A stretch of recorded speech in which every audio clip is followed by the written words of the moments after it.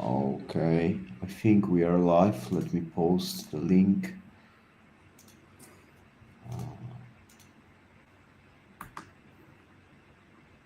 How are you doing, sir? I'm good. I'm good. What about you? How are you? Working hard into the end of the year.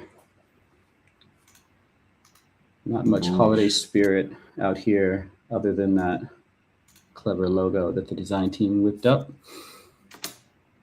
Yeah, I don't feel the Christmas yet. The only thing I did in a Christmas vibe was dressing the Christmas tree with friends. But I guess until I arrive to my mom's place, there's no Christmas at all. I'm currently in Southeast Asia, so there's not much Christmas feel. I don't even think I have a tree this year, but Oh, that's not yeah, good at all. it's building in a bear market. Here we are. Yeah, you need to go, you gotta save money with those Christmas stuff. I guess trees are expensive in Southeast Asia. Yeah, just plastic ones. Yeah. Mm, Okay, let's kill the small talk. I'm gonna take off that banner. Um, I'm gonna bring us maybe share my screen. Present.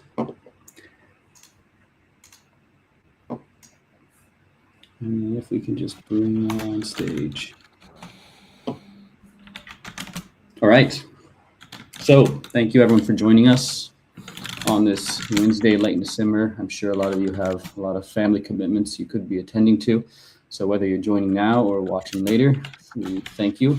Um, Difficult times out there for crypto, seeing a lot of desperation and sadness on the timeline because it does feel like, crypto's in a rough spot, right? A lot of value extraction, a lot of people underwater, a lot of value being captured by L1 builders and traditional finance. So for a lot of the little guys out there who were really the driving force behind this industry for the last couple of years, I know it has been tough, but we are doing things the way we always have, which is keep thinking 1 year, 2 year ahead, keep building for that. So I want to cover a few of those topics today. Um, we'll address anything. Obviously, if you guys have any comments, go ahead and throw it in the Twitter chat, the X chat, or wherever you're accessing this from. We'll try to address that. Um, first point I want to guess we can start talking about is Michael. I guess this one's for you. If you want to talk about where you've been for the last couple of weeks.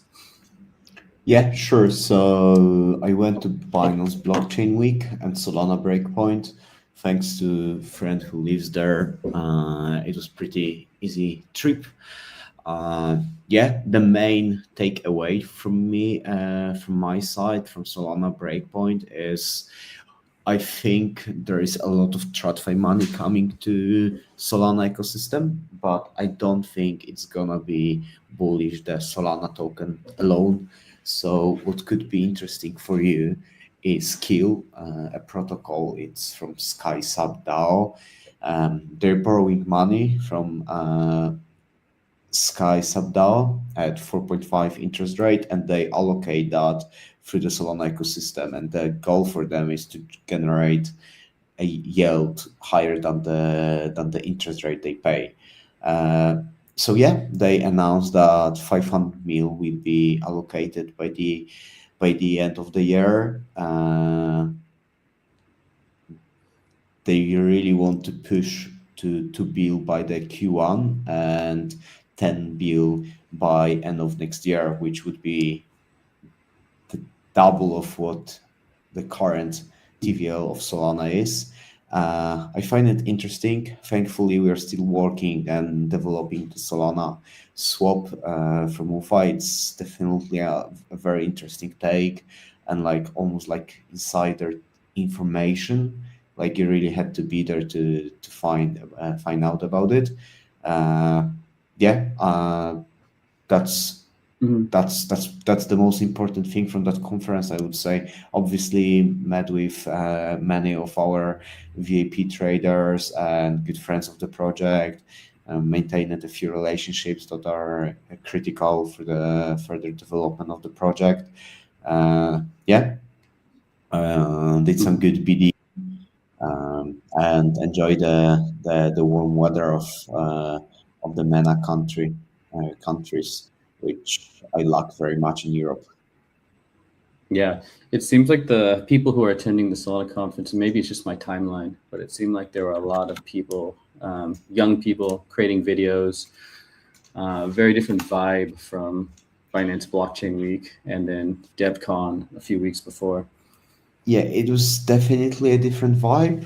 Although I would say there were way more creators for at Binance Blockchain Week. So the creators are very retail driven. So they showed the public what conference looks like, what they do at conferences. For me, such content isn't like particularly isn't like a great entertainment. Yeah.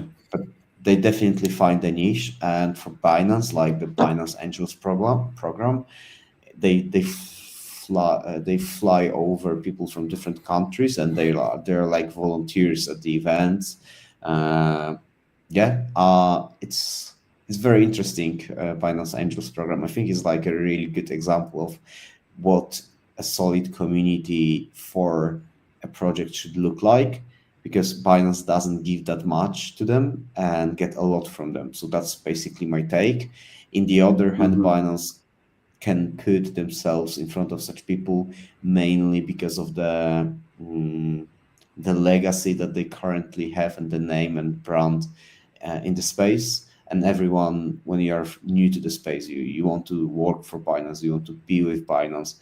Like when you get deeper down to the rabbit hole, like you find maybe it's not the most entertaining project and the greatest one. But yeah, I find it very interesting that people are so optimistic Yeah. about Binance, while my personal opinion is a bit different. But yeah, it is interesting. Yeah, to put it a Yeah. It nice feels way. like the crypto community is fragmented a little bit, and the people who participate at Binance Blockchain Week, those community members, and they volunteer and they do things for merch. Like no payment, just merch, no points, Yeah, no InfoFi airdrops, but they're still out there doing it, right? And so I think that's a challenge that projects like Wu face, especially when they overlap into so many of these different ecosystems. You can't just be there. You have to really penetrate the bubble, and I don't think we did that well enough in 2025. So something we have to do better in 2026, attracting people from all walks of life. yeah, 100%, 100%. And I think this is quite a big fragment of the Binance success is the Binance Angels program, Hmm. because those people work they ass off and they don't spend money on that. Like the merge cost, basic cost isn't that high. Um, yeah, it is completely different. I feel like here we talk to each other every week on Twitter, on Discord, and I would say we gather like really good traders, people who mean something in this space, and don't want to be disrespectful to any other group, but they have their own bubbles, which are kind of different, completely different. Hmm. Uh, yeah, I wouldn't say they are crypto native, to be honest. Hmm. Okay, let's move ahead, being conscious of time. So let's take a look at WuFi Swap and quickly what they've done over the past 30 days. So the daily trading volume has been above 20 mil. That ranks among top 30 to 40 among all EVM dexes, bearing in mind that WuFi is not on Ethereum mainnet where a lot of the volume exists. But still, this is an area that needs to improve in 2026.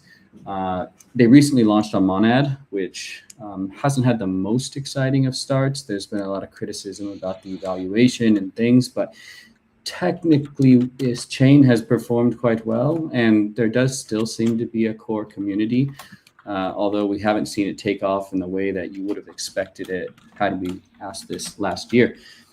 On top of that, they continue to develop out the SDK to support different swaps within Orderly One. Again, Orderly One offers an interesting channel to distribution as the different brokers, the front ends, the DEXs deployed on Orderly, all can give their users access to WooFi Swap, which generates fees which for stakers and the treasury as well.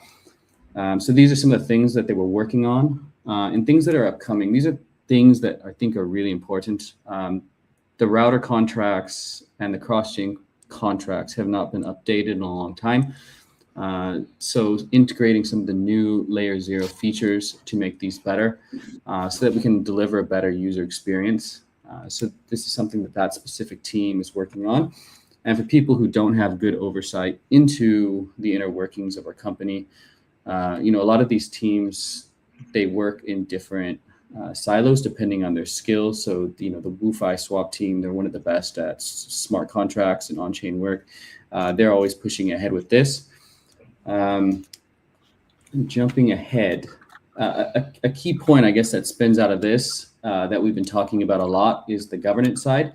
So if you had headed over to the Cantina Discord server where we hang out, there was a formal request for governance discussion. And this has been a long time coming. Essentially, the key points revolving around the 300 million locked Woo. These are the only remaining locked tokens that Woo has. The different buyback and burn mechanisms that we have, these can be quite confusing, and it's often hard to find someone who's able to explain what these different mechanisms are. And I think third, the most important is the use of the growth wallets. I think currently now they're very underutilized, and that stems back to, previously the mandate from the community had always been, don't introduce any tokens to the supply, try to restrict the supply.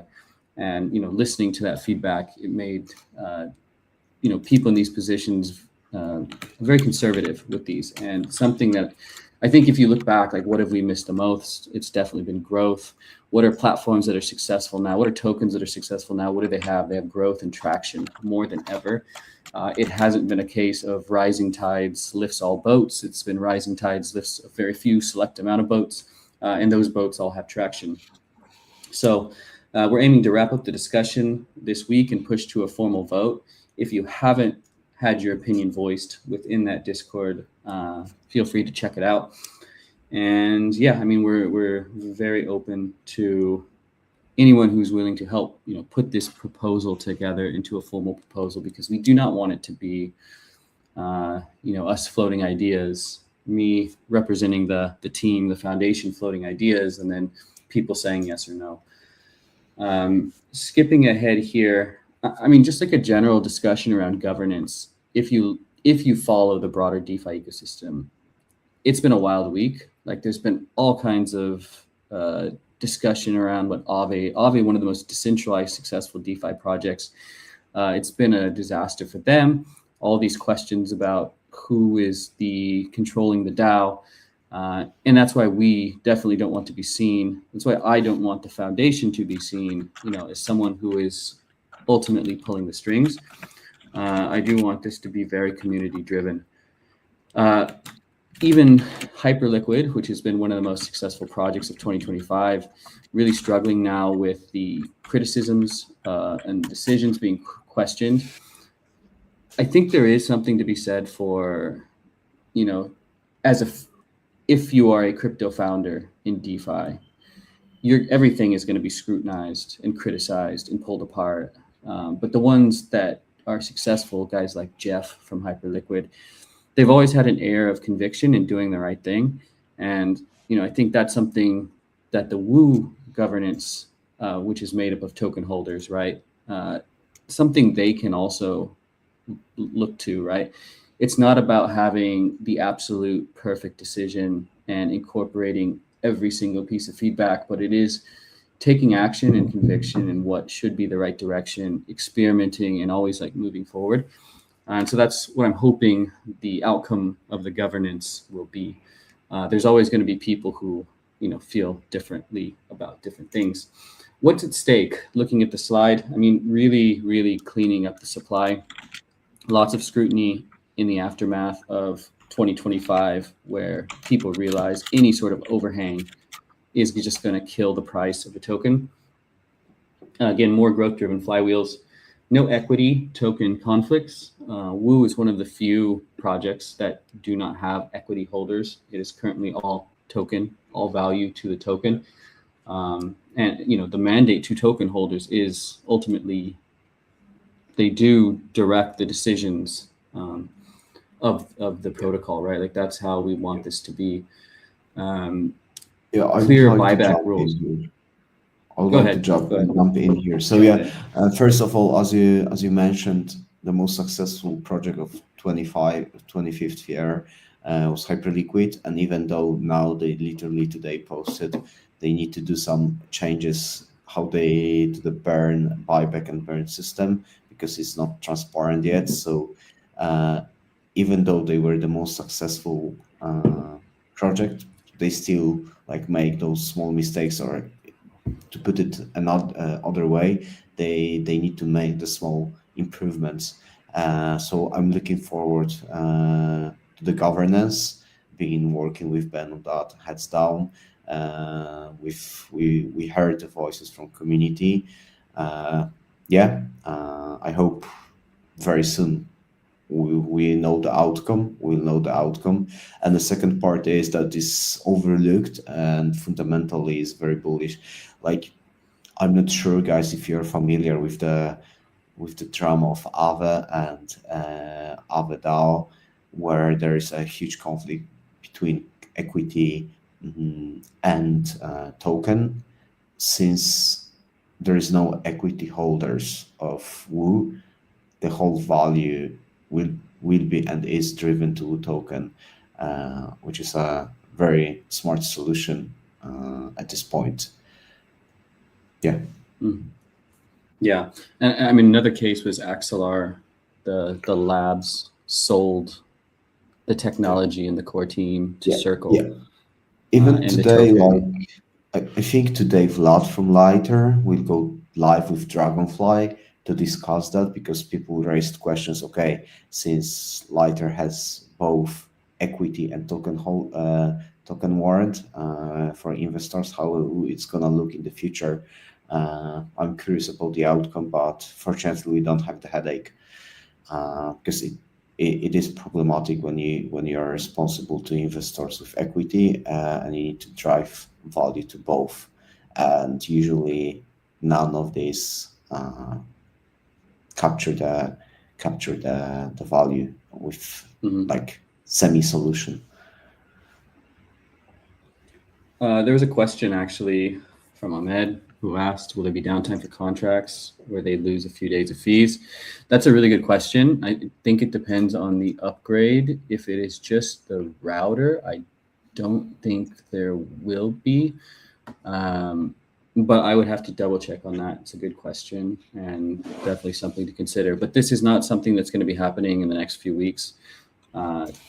Taking this to design a lot of the systems. And for the cross-chain swaps, I think the answer there is no. I think they're in the process of doing it already, and there will not be any downtime. Thank you to Q8 Small Trader, QWERTY, and Chris for reposting the stream. Always good to get more eyes here so people can see that's still building in public. Going back to the slide, I think there's a table on the right side showing sort of where we are at tokenomics wise. It might be a little bit small for some people to read, but within the proposal we could publish this so that people can have a better look at it. They're very mature. The tokenomics are very close. Like, I talk to a lot of the large investors. I have video calls with them. Some of them, have very large positions within the Woo token, liquid positions. And they're always, it seems like people with liquid token holdings are always looking for, sort of projects that tick the boxes of low supply overhang, revenue to holders, and then a project that can gain traction. And it feels like as bad as the market conditions and the sentiment are, it feels like we're getting hammered more than we should be. And so that's why I'm really keen to keep driving this governance, even though it is a very difficult thing to get alignment across everybody, because I feel like we deserve to be in a much better place in terms of like branding, stature, ranking, everything. There's some growth wallets there at the bottom. The Eco Growth Wallet currently holds 65 million Woo. That has hardly moved since it was established. I think it was established with like 70 million Woo more than a year ago.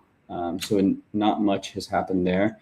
And I think that is a lost opportunity, especially if we are able to replenish that with some of the buybacks and start really driving more attention to the front end of WooFi Pro, where people can trade perps on 150 plus different instruments. It's actually I believe it's one of the best products out there. And it often gets overlooked compared to some of the products that have shinier points programs going on. And that's just incentives game, right? People are always chasing incentives. There's also a WooFi Growth Wallet with 40 million. I believe that was established with 44 or 45 million like a year and a half ago, right? So this has hardly moved at all. These tokens are not being driven to the full potential. And that's something we need to address as a company. I think we can get this in front of the token holders, let them make a choice, and then be more aggressive growing in 2026 and trying to create more flywheels. Looking at the current buybacks, last month was the highest on record. Now, of course, a lot of that has to do with the price being the lowest on record, so it's able to buy back more. But it's still, these things over time do have compounding effects. And we're on pace again to eclipse last month's. So that will be going on. Under the current system, there is a new burn every Friday, and then the monthly match and burn. So constant buy pressure, and these tokens are coming from the protocol revenues back into buying tokens via Uniswap on Ethereum.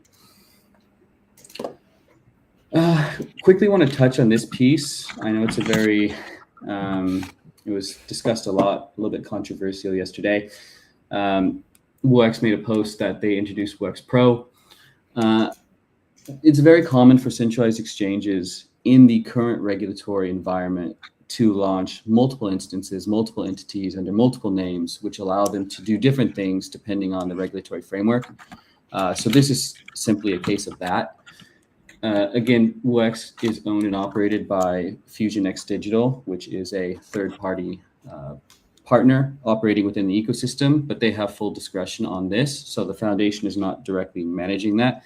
I know some people were questioning like the naming and is it not a little bit more confusing? And I agree there are some things that could be done better, but I don't think this will interfere with the user experience of, say, someone trading on WooX in a specific region, right? Because unless they're in a specific region where this new application is being actively pushed, they probably won't even notice it. And I think the example I gave, it's like, do OKX users, are they affected by OKX Japan, right? Like that thing exists, it's there, but it's just simply another way to target users in a different way, while also ring fencing from different regulatory environments. So that is going on. I do want to move to the Star Child points because we are almost at the half-hour point here, and some things have been happening. So it says Star Child learns with you an improved memory system. This is one of the cool things that now, based on your preferences and the things you are saying to Star Child when you are chatting with it, either directly on the app, imstarchild.com, through WooFi Pro, or through Telegram, it is picking up these cues, it's storing it, and it's building a profile of the trader. So that saves time for a trader when in the future they do something, Star Child automatically knows that, okay, he probably has this preference. He prefers trading on the 4-hour time frame rather than the 12-hour time frame. There's also been some improved accuracy that is always going on. And all of this is going under the vision of, doing less but earning more, right? Traders do too much. It's so hard. It's so competitive. You stare at screens all day. You have a lonely life. You're in Discords. You're on Twitter. And at the end of the day, you might not make any money at all, right? It's a really sad existence. Michael, I'm sure you can relate on this point. Yeah, actually, I'm so impressed. I should listen to StarChat way more. Currently, Ola is running an experiment where he listens to StarChat and sometimes asks me about my opinion too, and he has fabulous results so far. And yeah, basically, StarChat is what drives me in this market when everyone is in like depression mode. Mm-hmm. And I'm looking Yeah. forward to this tool. Mm-hmm. Yeah, so this is going to be really big as we come into the end of the year.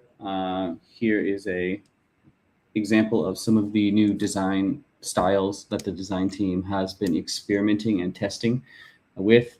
I intentionally made it small to obscure it so that I don't get angry Telegram messages from the design team. Yeah, trying to push it to more people. The second line on the slide, new product coming soon. The only thing I want to say on this is that we realize StarChild in its current form is not addressing everyone's needs, right? This is AI in a nutshell. The chatbot is a very unstructured product that you provide to people, and they're kind of like, well, what do I do with this? Maybe I ask it some questions. I don't know. But when you compare it to Web 2 apps, which have had teams and teams of very specialized UX designers looking at data and understanding what is it the user wants to see, how can we make this more efficient? And that's how you have very successful applications, right? Chatbot LLMs, they're not that. And a lot of people say this is why not that many people are actually using things like ChatGPT, even though it is a vast unlock on so many different life hacks. It's just simply too unstructured, right? So what we are trying to do with this new StarChild iteration, I don't know if you want to call it like a V2 or it's just more wrapped within a product itself. Making it so that users go there and they know instantly, this is what I'm supposed to do. This is what action I'm supposed to take. And it really gives a lot more clarity on who the target user is, what is the use case, and then the utility for different features. So pretty excited about this. I'm just going to say it's coming soon. Around the end of the year, we should have something out that you can play with and experiment with. But at the same time, if you haven't started using it yet, we would love you to get in there, imstarchild.com, start using it and just giving us more ideas about where you want to see this go.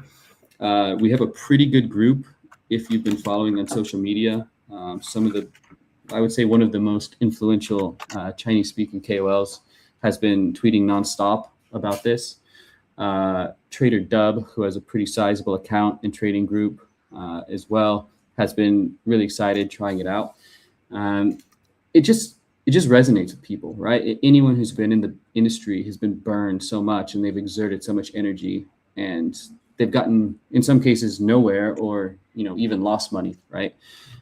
So this kind of tool that helps people structure what they're doing, I think it's going to revolutionize how people trade, not just crypto, but everything. Traditional finance could even do prediction markets, which are now bleeding into retail, things like sports betting, right?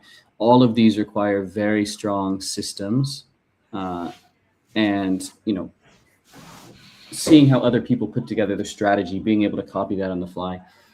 So all of this is the things that are in the pipeline for us. Hopefully we can put together some sort of formal roadmap, although at the moment, AI technology evolves so fast that we're constantly, going with it, right? And I think that discourages us from actually saying, hey, next month we're going to launch this, and then 3 months later we're going to launch this.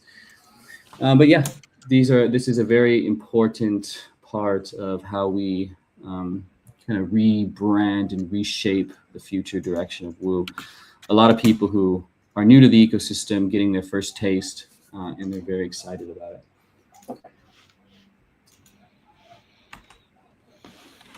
Okay, I think I have reached the end of what I think we about. covered pretty much everything. Thanks, Ben, for joining. It's exactly 30 minutes, so really good timing. Thank you, guys. Please make sure you check the proposal, and if you have any suggestions, let us know.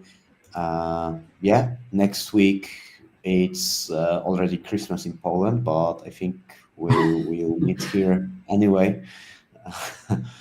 Yeah, We could stop in and do a little Christmas special. yeah. You might hear my mom crying in the background that I'm not helping in the kitchen, but that's that's gonna be like a Christmas gift to you guys. Mhm. Okay. Well, for everyone else out there, enjoy the football. Enjoy spending time with your family. Have safe trips home, whatever you're doing. And hopefully, we'll see you soon. Thanks, Yeah, guys. likewise. Bye bye.